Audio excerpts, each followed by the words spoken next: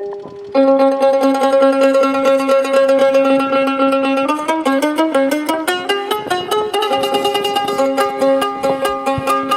warahmatullahi wabarakatuh. Selamat pagi menjelang siang pendengar dari Bau-Bau dimanapun Anda berada. Kita berjumpa kembali dalam program acara Bincang Lintas Kelurahan Bilik yang diselenggarakan setiap hari Kamis. Dan hari ini saya tidak sendiri, saya bersama dengan tiga narasumber yang hadir di Aula Kelurahan Sulaa. Dan kali ini pendengar kita berada di Kelurahan Pesisir Kota Bau-Bau, di mana lagi kalau bukan Kelurahan Sulaa. Dan saya akan perkenalkan satu-satu narasumber kita di pagi menjelang siang hari ini. Pertama ada Ketua Pok Darwis. Selamat pagi, selamat siang Pak. Iya, kabarnya Pak siang hari ini? Alhamdulillah, walaupun cuaca cerah dan panas tetap semangat ya. Oke, selanjutnya yang tidak kalah penting adalah di bagian pemerintahannya Kelurahan Sulaa ada Pak Lurah. Selamat siang Pak Lurah. Selamat siang. Iya, sehat Pak? Alhamdulillah sehat walafiat. Alhamdulillah sehat, baik. Nah, satu lagi ada wanita di samping kanan saya. Ini juga dari Karang Taruna. Di Karang Taruna jabatannya sebagai sekretaris. Selamat siang Bu Anissa.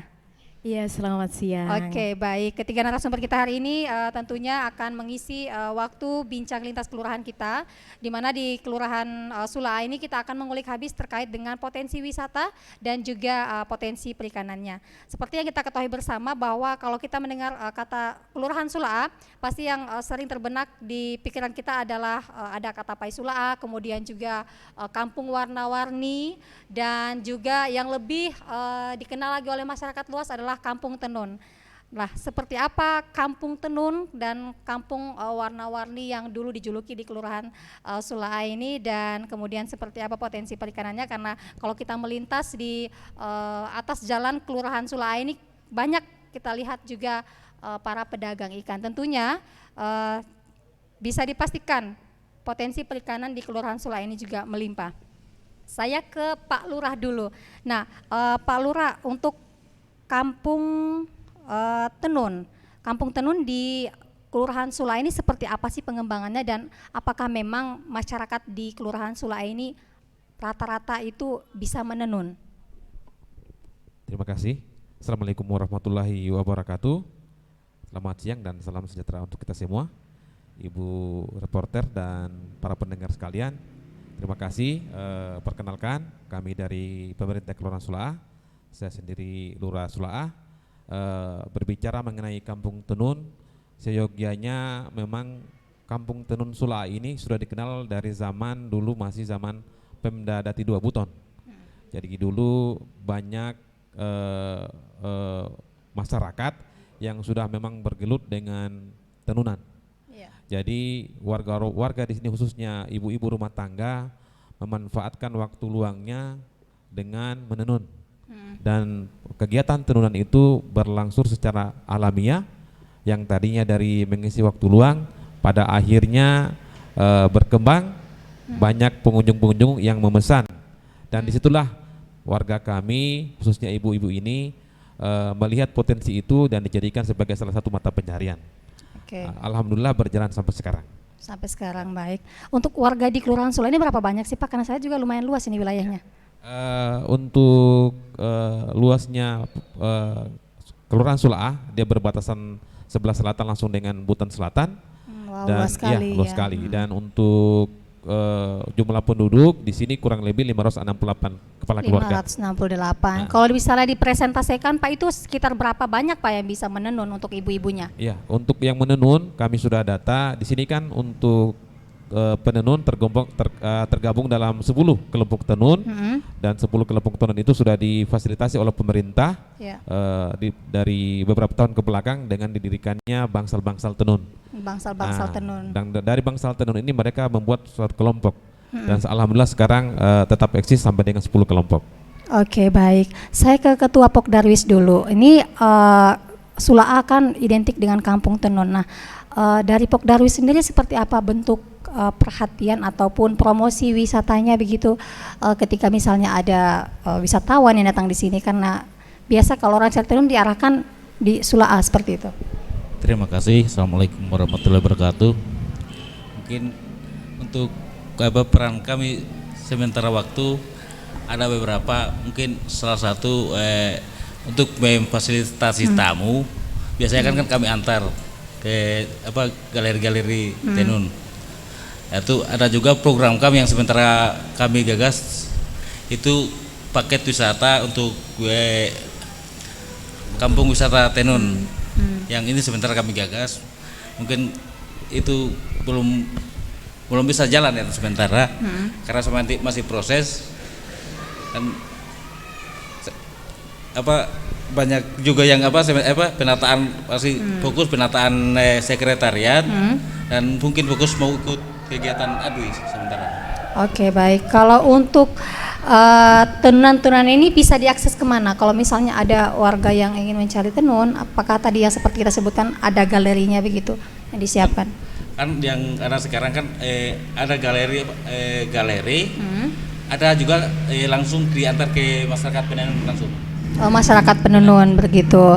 Untuk masyarakat penenunnya ini, tenunnya itu sudah dipajang di setiap rumah-rumah juga selain di galeri tadi atau bagaimana? Kan ada yang dipajang di galeri, ada juga orang setelah menenun simpan, ada tamu baru dikeluarkan, ditunjukkan. Oh, seperti itu. Baik-baik. Ya, saya ke Karang Taruna. Nah, ini Karang Taruna kan tentunya juga punya andil besar begitu dalam pengembangan pariwisata di suatu kawasan kelurahan begitu. Sejauh ini seperti apa saja peran-peran dari Karang Taruna itu sendiri terkait dengan utamanya masalah tenunan ini? Ya, baik, terima kasih. Di sini peran Karang Taruna sangat penting sekali karena tentunya kami di sini Karang Taruna berkolaborasi penuh dengan Pokdarwis Kelurahan Sula A karena Pokdarwis itu bagian dari Karang Taruna juga. Di sini kita juga menjalankan sosialisasi seperti itu. Kita memberitahukan kepada masyarakat bahwa di sini kan kita sudah menjadi ikon kampung tenun ya. Jadi bagaimana cara masyarakat bertutur kata, bagaimana cara masyarakat menyambut tamu, ya seperti itu. Kemudian juga kita juga mempunyai untuk dari segi pemasaran, kami juga mempunyai akun Facebook dan IG yakni Karang Taruna Sula A. Di situ setiap ada kegiatan kami langsung posting ke akun fanpage kami. Ya. Berarti misalnya kalau ada wisatawan yang datang juga Karang Taruna turun ke ini juga ya, ke jalan juga untuk mendampingi mereka. Baik, saya kembali ke Pak Lurah. Tadi saya lupa ya untuk pendengar di rumah juga yang ingin berkomentar bisa berkomentar langsung di Facebook RRI Bau-Bau karena saat ini juga kita live Facebook, atau juga untuk Anda yang sementara ini memonitor kami di frekuensi 99,4 juga bisa bertanya lewat nomor WhatsApp kami di 0822 5972 2994. Tadi saya sempat lewatkan Pak Lurah mengenalkan nama Pak Lurah kepada halayak kita. Kemudian ini juga ya, Ketua Pokdarwis juga tadi lupa saya sebutkan namanya. Nah, untuk Pak Lurah sendiri, Lurah Sula A ini bersama Pak Arifin Bariun. Kemudian juga untuk Ketua Pokdarwis Bapak Laude Yusri Baini ya, benar ya? Oke, baik. Saya kembali ke Pak Lurah, masalah masih terkait dengan Kampung Tenun. Untuk berapa banyak sih galeri tenunan yang sudah ada di Kelurahan Sula A ini dan apakah itu sudah cukup atau sedang dalam tahap pengembangan oleh pihak kelurahan sendiri? Terima kasih. Berbicara mengenai bangsal tenun mungkin yang kita maksud. Bangsal tenun, oke. Bangsal tenun ini di sini ada 10. Ini adalah dari wujud perhatian dari pemerintah bagaimana untuk meningkatkan mobilitas ataupun kegiatan tenun khususnya bagi warga Sula A. Jadi di Kampung Sula A ini atau Kampung Tenun Sula A memang karena sudah dikenal sejak dulu, keunggulan di sini ibu-ibu mempertahankan kualitas tenunannya. Kualitas tenunnya. Jadi dengan berawal dari situ pemerintah mewujudkan dengan membangun 10 bangsal tenun. 10 bangsal tenun adalah wujud apresiasi pemerintah agar warga tenun ini, warga kami dapat melakukan aktivitas tenunnya di bangsal-bangsal tenun yang sudah dibuat. Oh iya, bukan di kolong rumah saja. Bukan di kolong rumah saja. Jadi dengan begitu mereka ada inisiatif bagaimana untuk membuat kelompok dan mengembangkan potensi tenunnya itu sendiri. Salah satu juga hal yang penting di sini yang kami memang sampai sekarang selalu genjot adalah bagaimana ini keterampilan tenun ini jangan cuman pada orang-orang tua saja. Ada regenerasi, jadi ada beberapa kaum muda yang memang sengaja kita ikutkan untuk melakukan pelatihan tenun juga. Supaya tenunan ini jangan berhenti pada kaum orang tua saja. Dan alhamdulillah sekarang melalui Pokdarwis dan Karang Taruna sudah didapatkan beberapa bibit unggul untuk melanjutkan keterampilan tenun itu. Oke, baik. Berarti selama ini untuk tenunan ini Pak didominasi oleh kaum yang sudah lansia begitu untuk pembuatnya? Ya, sebenarnya sih tadi dari historis yang saya sudah ungkapkan tadi, awalnya kan ini mereka cuman untuk membuat tenun ini dia cuma memanfaatkan waktu luang. Jadi memang rata-rata pelaku-pelakunya itu ibu-ibu rumah tangga ataupun mungkin yang sudah lansia kan. Namun demikian seiring dengan berjalannya waktu, masyarakat melihat ini sebagai suatu potensi penghasilan bagi mereka. Tapi dengan berlangsungnya waktu juga kita lihat jangan sampai ini orang-orang tua sudah merasa kelelahan, mereka berhenti. Jadi siapa yang meneruskan ini regenerasi ini? Jadi ada. Jadi dengan bantuan dari alhamdulillah dengan terbentuknya Pokdarwis tahun 2019 dan dengan eksistensinya Karang Taruna, mereka selalu bergiat berupaya agar ada kaum-kaum muda yang melanjutkan keterampilan tersebut. Oke, baik. Terkait dengan tenun Pak, untuk semua motif juga ada di Kelurahan Sula ini? Iya, motif di sini kan dia sustainable, dia berkembang, mengikuti juga. Namun demikian ada memang motif-motif konvensional yang tetap dipertahankan sampai sekarang. Salah satu hal yang penting yang ingin kita kembangkan bagaimana mengembangkan kualitas tenun itu sendiri, karena sekarang kita menghadapi kebutuhan pasar yang dari tahun ke tahun selalu berubah.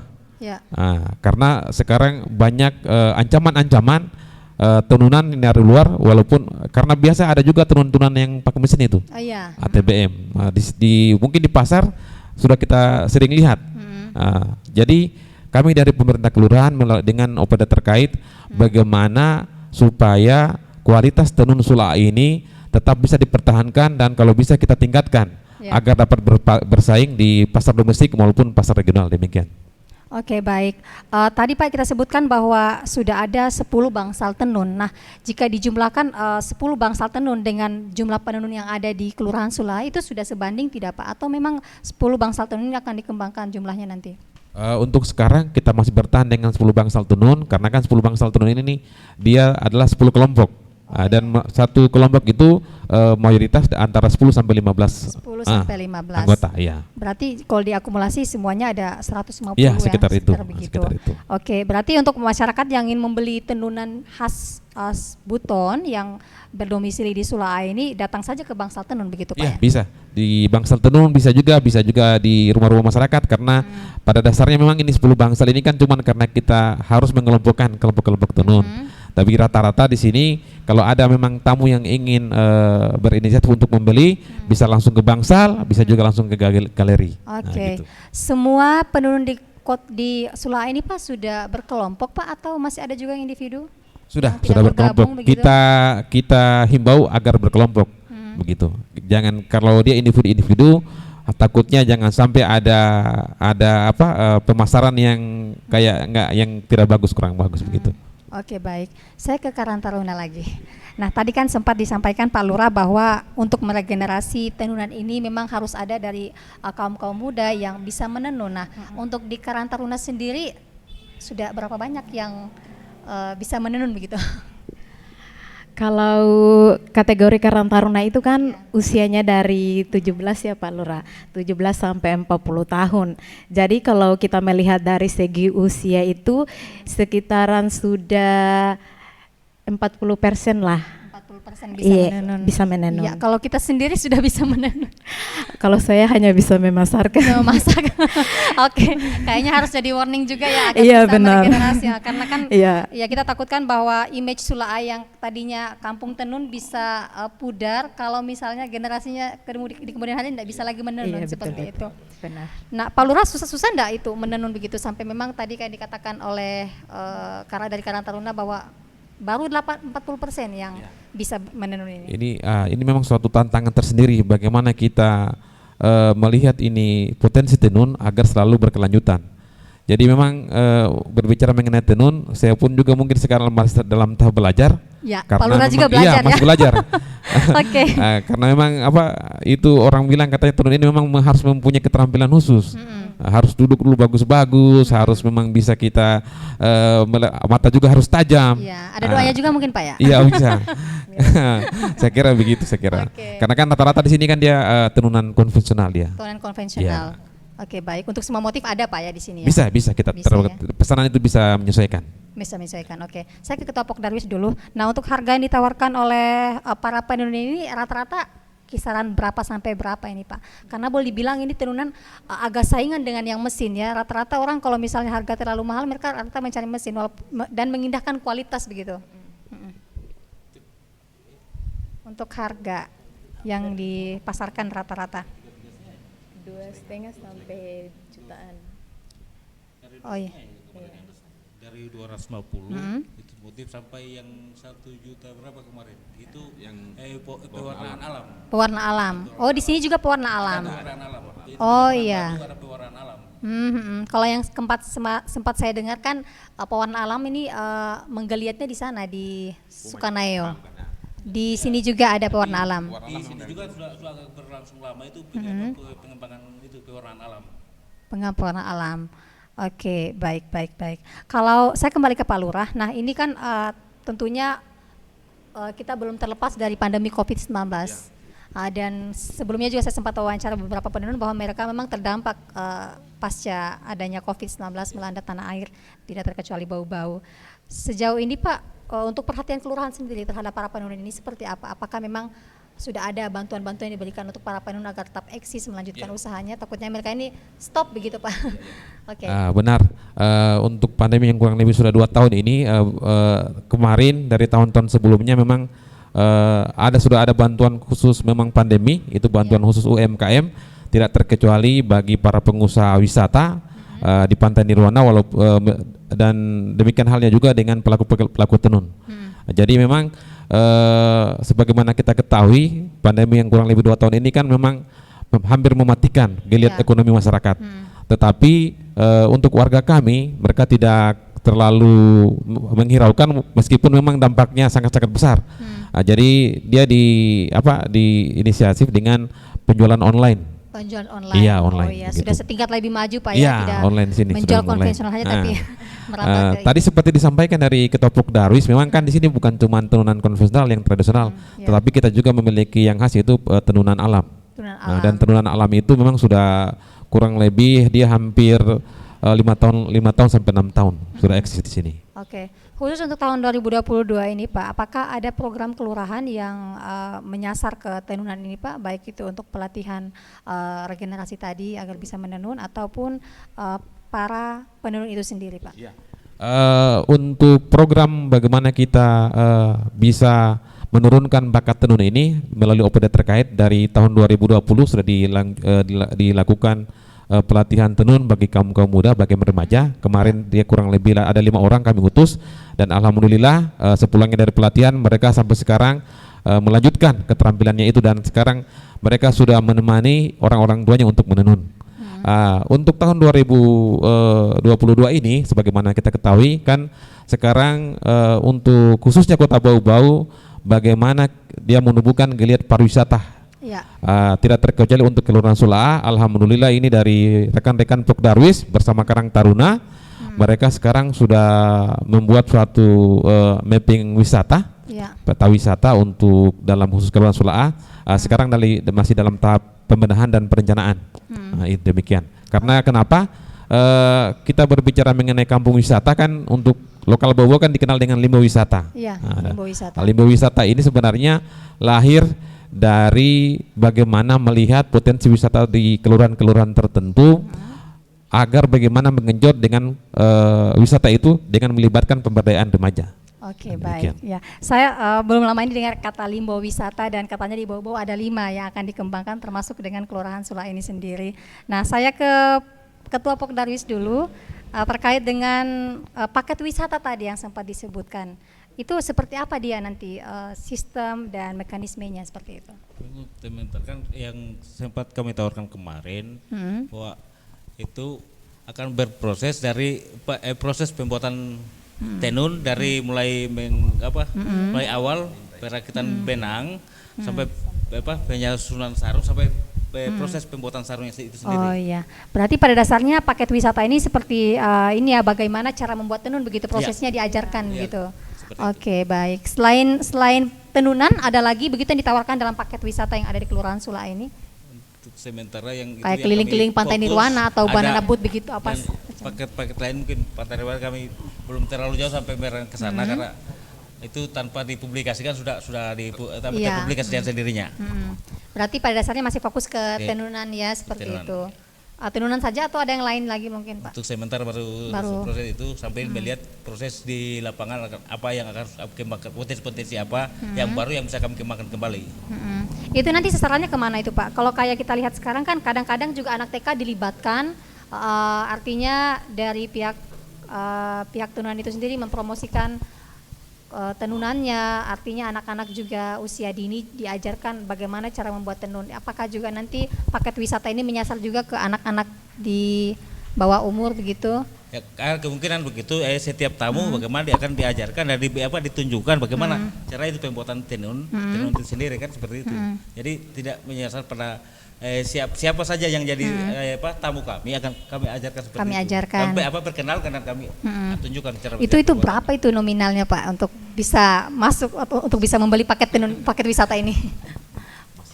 Masih dirancang ya? Masih baru berpikir jangan sampai mungkin agak terlalu berlebihan mungkin nominalnya yang ini yang jadi pertimbangan awal untuk sementara itu proses itu kami untuk perkenalan bagaimana kami bisa dikenal kembali bahwa Kampung Tenun Warna-Warni itu masih ada sampai hari ini. Oke, baik. Bukan saja menjual tenunan, tapi untuk warga Kota Bau-Bau dan juga wisatawan di luar sana yang ingin belajar tenun juga di Kelurahan Sula siap seperti itu ya. Oke, untuk tenaga yang akan mengajarkan itu juga siap untuk program ini. Oke, baik. Kemudian saya kembali ke ini dulu, ke Pak Lurah lagi terkait dengan Kelurahan Sula yang memang dia masuk kategori 5 limbo yang akan dikembangkan. Itu saat ini seperti apa progresnya? Karena kalau tidak salah limbo wisata juga ini akan masuk dalam program prioritas Kota Sehat, Kota Bau-Bau Sehat. Itu seperti apa Pak? Iya, terima kasih. Untuk SK terakhir kami dapatkan mengenai SK limbo wisata sesuai SK Wali Kota Bau-Bau nomor 27 tahun 2020. Alhamdulillah Sula masuk dari 5 limbo prioritas Kota Bau-Bau. Berbicara mengenai limbo wisata, kami di sini sebenarnya bukan mau muluk-muluk lah begitu. Tapi bagaimana kita mengembangkan potensi wisata yang ada berjalan secara natural. Artinya apa? Yang perlu kita tanamkan di sini adalah bagaimana pemahaman masyarakat melihat kampungnya itu, limbonya itu adalah suatu potensi unggulan yang memang mereka harus sadar dan siap untuk menyambut para tamu. Karena berbicara mengenai limbo wisata, kita berarti harus siap dikunjungi tamu anytime, kapanpun. Nah, disinilah yang memang kita angkat dengan potensi unggulan yang memang sudah ada, yaitu tenun itu. Untuk kaitannya dengan kampung tadi yang Kota Sehat ya. Alhamdulillah juga kami di sini tergabung dalam Pokja Kelurahan Selat Sula. Itu ada anggotanya sebanyak 11 orang. Dan sampai sekarang program berkelanjutan yang kami lanjutkan sampai dari tahun 2020 sampai dengan 2022 bagaimana mengembangkan potensi wisata Sula ini menjadi suatu kampung tematik. Kampung tematik yaitu kampung tematik khusus tenun. Ya, Oke. Di Kelurahan Sula berapa RT, berapa RW Pak? Di sini dia 2 RW dan 6 RT. Oke, 2. Itu rata-rata seluruh kawasan RW tadi itu sudah siap menerima tamu Pak seperti kita sampaikan tadi? Inilah memang yang kami selalu tanamkan dengan selalu bersosialisasi, memberikan pemahaman kepada warga masyarakat. Sebenarnya kan untuk khusus Kampung Tenun kita berkonsentrasi di lingkungan Pepa Pantai ini. Ya, jadi sekitar kurang lebih kisaran di sekeliling kantor kelurahan ini. Karena kenapa demikian? Karena banyak pelaku tenun itu ada di sini lingkungan Pepa Pantai. Oh, lingkungan Pepa Pantai. Iya, lingkungan Pepa Pantai. Oke, baik. Berarti Pak, kalau misalnya siap terima wisatawan juga otomatis kebersihan kampungnya juga dijaga Pak ya? Demikian halnya. Namanya Sabta Pesona itu harus kita bagaimana masyarakat memahami bahwasanya kita ini sebenarnya jangan terlalu muluk-muluk dulu lah. Yang penting namanya kebersihan lingkungan, pekarangannya kita jaga. Nanti bagaimana desainnya untuk bagaimana kita melihat bagaimana caranya untuk Sula ini bisa dikunjungi, ya ini tadi melalui paket wisata yang nanti akan ditawarkan oleh Pokdarwis berkolaborasi dengan Karang Taruna. Baik, paket wisatanya ini kapan launching Pak? Ini kayaknya ini nanti ada surprise yang tanya ini, karena itu nanti perencanaannya itu ada di tangan Pokdarwis sama Karang Taruna. Oke, dari Pokdarwis kapan launchingnya ini Pak? Paket wisatanya saya juga tidak sabar. Kami juga tidak bisa kerja sendiri, kami suka dari awal kan kolaborasi dengan Karang Taruna. Jadi itu yang kami tunggu, kebetulan hari ini ada kesibukan khusus untuk Karang Taruna, jadi kami tunggu momen itu kapan baru kita bisa launching.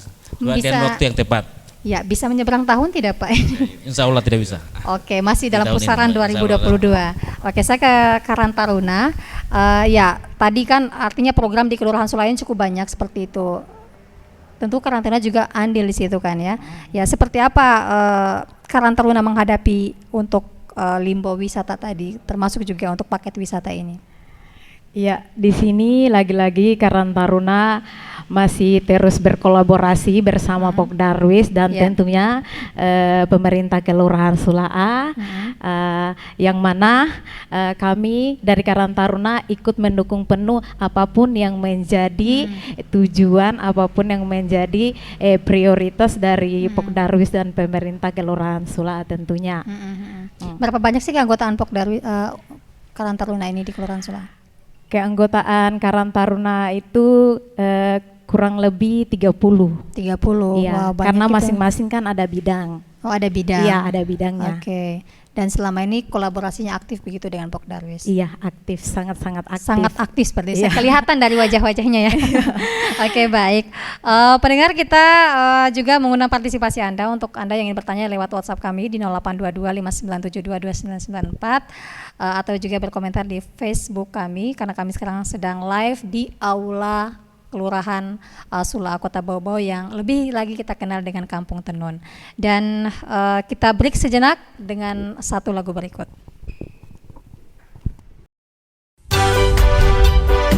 Dengan keanekaragaman budaya Buton jadikan perekat dalam memelihara semangat persaudaraan di tanah Polio.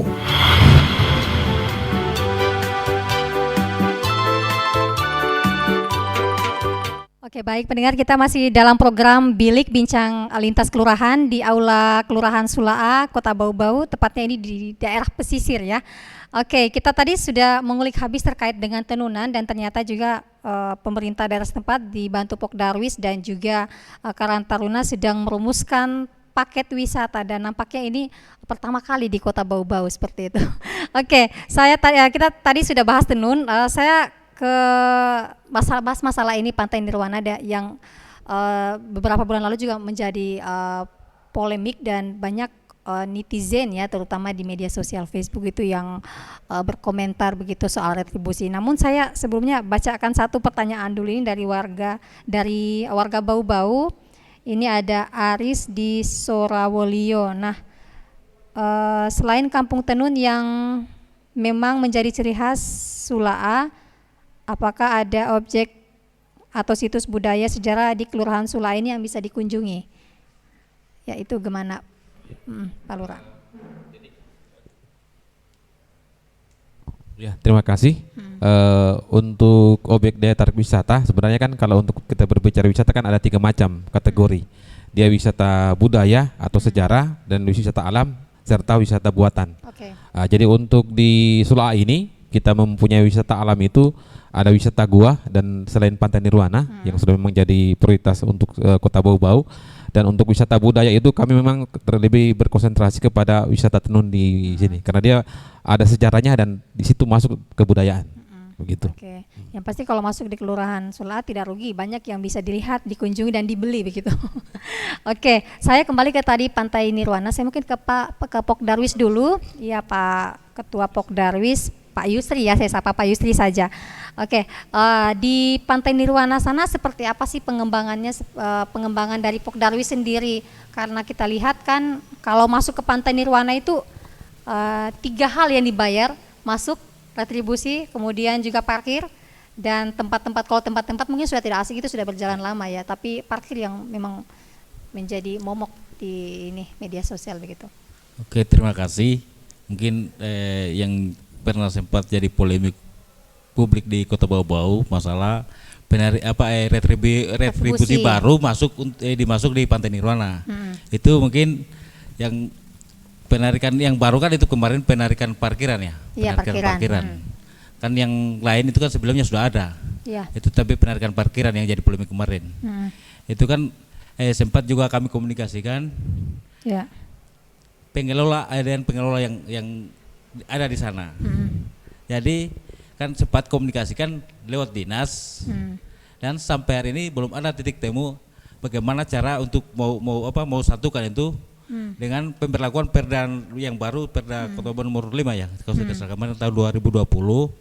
Jadi ada beberapa kali menjejaki pertemuan dan sampai hari ini belum ada titik temunya. Bagaimana cara pengambilan itu supaya mensinkronkan penerapan perda yang baru. Kan masyarakat sendiri kemarin sempat kami komunikasi, mereka bukan menolak kehadiran perda, tapi seharusnya ada deal-deal situ yang mana kemarin pernah terjadi sebelumnya masyarakat sebatas menjalankan retribusi sementara mereka statusnya bukan pegawai yang ditunjuk oleh pemerintah untuk penarik retribusi. Jadi itu yang jadi tanda tanya kemarin sampai dicabutnya perda yang lama, kehadiran perda yang baru, jadi tidak pernah terselesaikan itu barang. Jadi untuk sementara mereka menunggu bagaimana komunikasi antara masyarakat yang domisili di Pantai Nirwana dengan pemerintah daerah itu sendiri. Terima kasih. Oke, baik. Saya ke Pak Lurah mungkin. Itu Pak Lurah seperti apa sih Pak titik terangnya begitu di Pantai Nirwana, karena kan kayak banyaklah warga yang ingin gratis begitu pakai tempat wisata seperti itu. Itu gimana Pak? Apakah sudah ada solusi dari pemerintah atau seperti bagaimana? Terima kasih. Berbicara mengenai Pantai Nirwana berarti kita berbicara mengenai wisata publik. Di sana adalah merupakan wisata unggulan untuk pantai ya di Kota Bau-Bau. Alhamdulillah pemerintah sampai dengan saat ini selalu memberikan atensi khusus terlebih untuk Pantai Nirwana. Di situ dilihat dengan dibangunnya fasilitas-fasilitas yang ada di dalam. Berbicara mengenai retribusi, memang seyogianya kan ada tahapan-tahapan yang memang harus dilalui, dan sampai sekarang ini dengan berlakunya retribusi baru mungkin ada hambatan-hambatan di lapangan. Hambatan-hambatan ini adalah jangan kita anggap sebagai suatu ancaman bahwasanya retribusi itu tidak berlaku.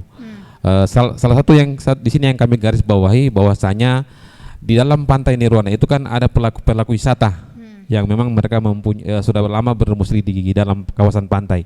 Tetapi bukan berarti demikian mereka dengan seenak hati juga mau mengatur di sana, karena di sini kan ada pemerintah. Di sinilah kita fungsinya pemerintah memberikan pemahaman kepada masyarakat agar prioritas pembangunan khususnya pembangunan kepariwisataan di Pantai Nirwana tidak berjalan sendiri, tetap dibutuhkan pemberdayaan masyarakat di dalamnya begitu. Oke, baik. Berarti memang untuk retribusi tadi ke depan itu akan optimal digunakan untuk pengembangan Pantai Nirwana sendiri. Untuk sekarang kita dengan OPD terkait kami selalu menunggu kira-kiranya kebijakan apa yang diambil, dan kami warga di sana juga kan di dalam khusus Pantai Nirwana tetap mereka welcome. Artinya mereka sudah memahami kita harus berjalan seiringan dengan program pemerintah gitu. Karena juga yang menjadi keluhan Pak, jalan yang sempit Pak untuk masuk ke dalam. Memang salah satu yang jadi permasalahan besar kan di sana karena dengan lahan kawasan pantai yang memang sudah begitu, tetapi pengunjung tambah hari tambah padat. Makanya memang di sana kita selalu memberikan alternatif dengan membuka ruas jalan baru. Alhamdulillah tahun ini mudah-mudahan segera dibangun dia akses jalan menuju pantai Gua Moko itu yang di atas pantai. Sekarang 2022 kemarin sudah ada titik terang akan diaspal. Akan diaspal. Berarti itu akan jadi akses keluar Pak, ya tidak satu pintu lagi begitu. Memang kita akan bikin Pantai Nirwana itu bagaimana supaya aksesibilitasnya lebih mendukung. dengan dibukanya jalur jalan baru. Demikian. Oke, baik, karena pengunjung Pantai Nirwana juga bukan warga Bau-Bau saja, tapi luas begitu. Oke, saya mungkin menyeberang ke sektor perikanan, Pak. Sula kan terletak di pesisir kota Bau-Bau seperti itu, dan setiap bukan cuma saya yang melintas ya, banyak warga Bau-Bau yang melintas, tepatnya di atas Kelurahan Sula sana di Jalan Poros itu banyak yang berjualan ikan. Seperti apa sih Pak potensi perikanan di sini? Apakah hanya khusus perikanan saja atau ada perikanan budidaya lain, rumput laut misalnya atau semacamnya? Untuk sampai dengan sekarang ini, karena memang Kelurahan Sula ini adalah salah satu kelurahan yang berada di pesisir pantai. Jadi memang mata sebagian besar juga dulunya sampai sekarang mata pencarian adalah nelayan. Dan rata-rata memang yang dijual di sini adalah keunggulannya itu adalah dia ikan-ikan segar yang baru habis ikan segar, ikan segar. Kalau mau cari ikan segar berarti datang ke Sula. Kalau bisa dia lah di sini, kalau yang jual di sini dia ikan-ikan segar. Makanya biar dari kota itu biasa datang cari ikan di sini. Oke. Berarti Pak di Kelurahan Sula juga ada banyak nelayan Pak ya? Ya, banyak nelayan. Untuk nelayan, kakak nelayan yang kami data sampai sekarang itu dia ada sekitar kurang lebih 100 kakak nelayan. 100 kakak. Iya, 100 kakak nelayan. Oke, baik. Saya ke Karantaruna dulu. Untuk nelayan di sini ada tidak produk-produk UMKM-nya begitu yang memang jadi yang Karantaruna juga kembangkan misalnya atau yang bantu disosialisasikan ke masyarakat umum? Kalau untuk ini dari segi nelayan hasilnya itu di sini ada Katapai Sula. Oh, Katapai Sula ya. Iya. Itu yang lagi booming itu. Iya. Oke. Itu bahan bakunya diperoleh dari nelayan sini? Iya, ada yang diperoleh dari nelayan sini, ada juga yang diperoleh dari luar. Oke, baik. Berarti di sini Sula lengkap ya. Ada segala wisata ada, Iya. kulinernya juga dapat begitu. Kulinernya dapat. Kemudian Pak ini kita juga tidak bisa pungkiri kan yang mengkhawatirkan kayak di depan jalan sana, seandainya misalnya banyak yang berjualan di jalan itu ke depan tentunya kita khawatirkan akan menjadi pencetus macet begitu Pak, apalagi itu jalan poros. Itu dari pemerintah kelurahan sendiri sudah ada tidak semacam program ataupun ancang-ancang pasar ikan begitu yang dibuat fokus di dalam kawasan kelurahan Sula ini? Memang sekarang ini kan kita terbentur dengan persoalan lahan. Karena khususnya juga kita untuk khusus lahan di pesisir sudah terpakai, namun demikian kita tidak juga memungkiri bahwasanya bagaimana nanti untuk memberdayakan penjual-penjual ikan ini yang ada di pinggir jalan. Kan sebenarnya cuman kan di sana dia sifatnya cuman temporer saja. Mereka biasanya karena untuk lebih aksesnya cepat kepada pembeli, mereka pun juga habis memancing hasil tangkapan yang masih segar itu mereka langsung jual saja. Jadi mereka tidak berlangsung lama. Namun demikian di sini kami sudah merencanakan bagaimana untuk menempatkan mereka. Itu kita rencanakan dia di pesisir jalan pantai. Yang di jalan pantai yang ada di Topas ini, di Sula sini. Oh ya, di pelabuhan situ Pak ya? Iya, di bagian pelabuhan, sepanjang pelabuhan. Tapi kan dia tidak seberapa besar. Namun demikian kami masih dalam proses perencanaan bagaimana melihat ini sebagai suatu bentuk daya tarik wisata juga nanti. Karena biar bagaimanapun juga ini Topa ini dikenal dengan kampung pesisir nelayan. Oke, kampung pesisir nelayan. Kalau untuk kayak budidaya agar-agar di sini tidak ada Pak ya? Agar-agar sudah sampai sekarang, karena kemarin sudah ada beberapa yang sudah tidak eksis lagi. Sekarang mungkin sudah tinggal 1 orang mungkin, tapi itu pun sudah tidak berlangsung, kelompoknya sudah tidak eksis lagi. Oke. Gitu. Kalau nelayan juga diperhatikan partnya dari segi bantuan begitu nelayan selama pandemi ini? Iya, kalau nelayan kan sampai sekarang tetap berjalan karena dari dinas terkait dan pemerintah khususnya Kota Bau-Bau sudah memberikan atensi khusus kepada nelayan untuk dalam kawasan Pantai Nirwana juga dalam Kelurahan Sula kita di sini juga kan ada kelompok-kelompok nelayan. Dan kelompok nelayan tangkap di sini kurang lebih ada sekitar 7 dalam proses dan pendampingan juga dari pendamping penyuluh perikanan. Berarti memang kayak pembinaan juga masih dilakukan tetap jalan. Oke, baik. Dan memang Pak kalau misalnya dipikir-pikir di Kelurahan Sula memang bagusnya ada pasar sih Pak, karena memang di areal masuk di Jalan Iksan ini itu kan sudah tidak ada pasar begitu. Jadi warga harus jauh-jauh ke Pasar Wameo untuk membeli segala macam kebutuhannya. Oke. Dan pendengar ternyata juga ada yang bertanya lewat WA kembali. Ini dari Pak Aris di Batulo. Nah, untuk Kelurahan Sula ini juga ikut Anugerah Desa Wisata 2022 dan apa persiapan dan targetnya? Oke, saya ke Pok Darwis mungkin untuk pertanyaan ini. Ya.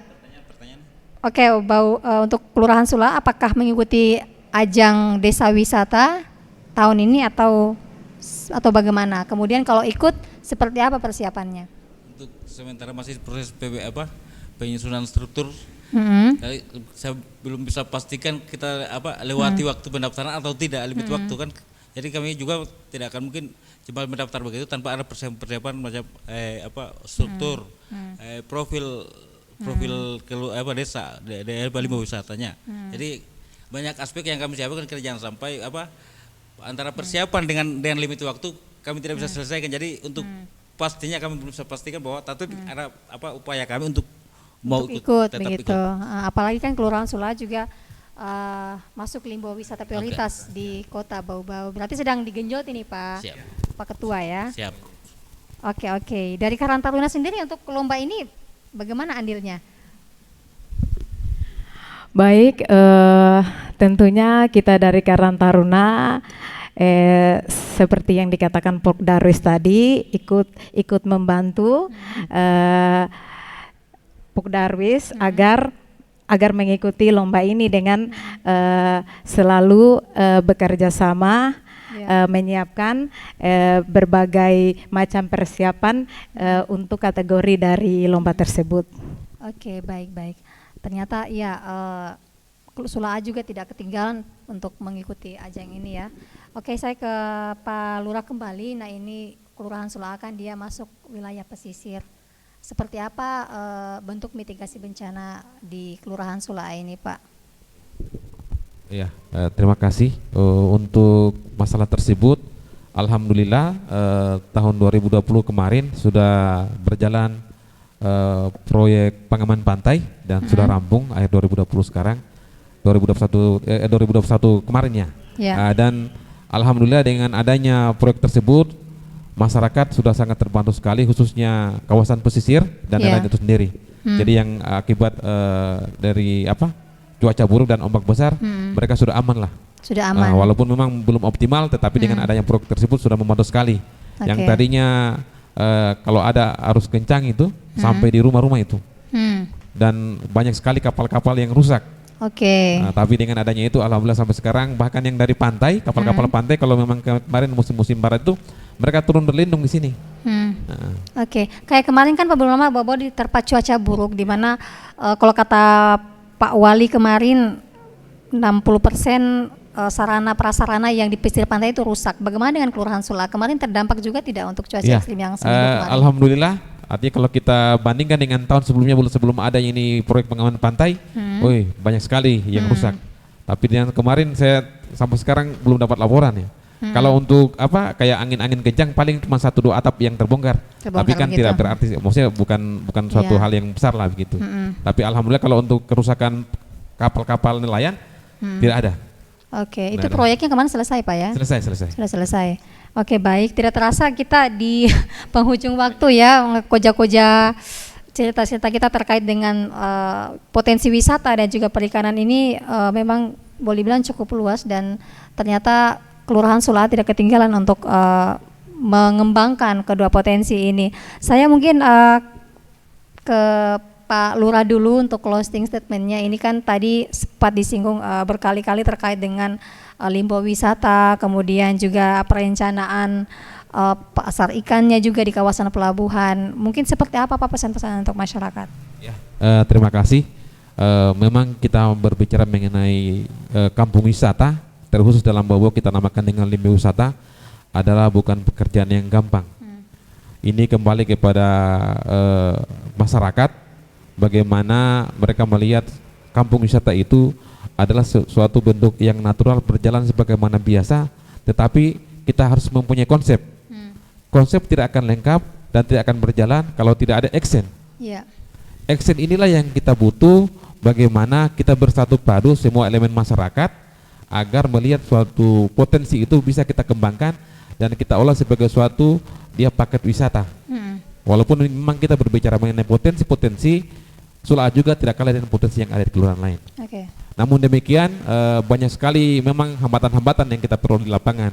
Tapi itu bukan merupakan suatu ancaman, tapi itu adalah merupakan suatu tantangan bagi kita pemerintah, khususnya pemerintah kelurahan, bagaimana memberikan pemahaman kepada masyarakat agar supaya limbah wisata yang kita impikan itu bisa terwujud. Berbicara mengenai limbah wisata Sula juga, sebenarnya kami di sini melihat banyak sekali potensi.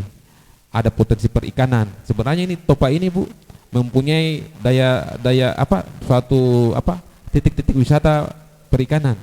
Ada dia wisata gua bawah lautnya. Oh, gua laut juga banyak di sini. Lautnya. Kami sudah kemarin lihat eksplorasi mengenai dengan yang penyelam dari luar negeri. Mereka sudah lihat potensi perikanan banyak sekali di sini. Memang kita harus menggali itu memang membutuhkan waktu dan tenaga serta material ya. Tapi makanya saya lihat di sini, saya bilang ini Topa sebenarnya dia paket wisatanya lengkap. Cuman memang banyak fasilitas pendukung yang memang belum ada.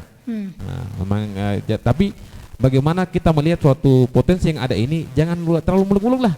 Yang penting kita berjalan sebagaimana biasa, tetapi dengan suatu konsep dan action yang tadi yang saya ungkapkan itu.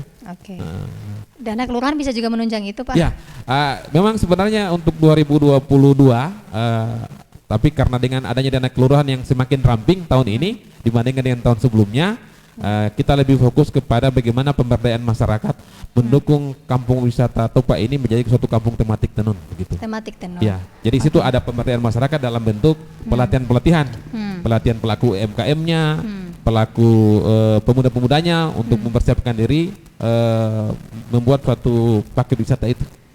Gitu. Oke, baik. Saya ke Ketua Pokdarwis.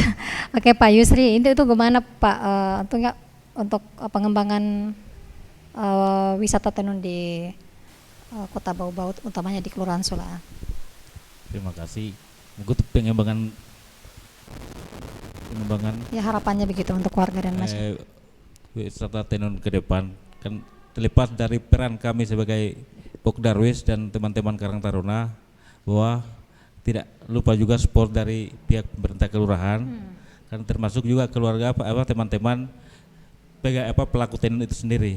Jadi untuk itu bahwa kolaborasi ini yang bagaimana kami bangun dan kembangkan hari ini. Bagaimana kami samakan pemikiran dan bagaimana kami saling mendukung untuk bagaimana itu kampung tenun warna-warni itu dia eksis kembali seperti di awal tercetusnya kemarin. Oke, baik. Ke Karang Taruna seperti apa statementnya, closing statementnya untuk ini? Baiklah, dari Karang Taruna sendiri, ya kami berharap juga kepada pemerintah Kota Bau-Bau, khususnya Dinas Pariwisata terkait, ya lebih memprioritaskan lagi untuk Kelurahan Sula, tentunya untuk wisata Kampung Tenun.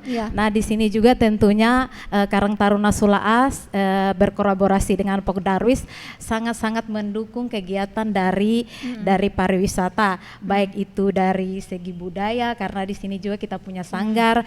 Itu yang kekurangannya, kita ini kekurangan seperti alat-alat sanggar seperti itu. Jadi istilahnya ini setiap ada kegiatan penjemputan atau apapun itu, kita selalu meminjam dari luar.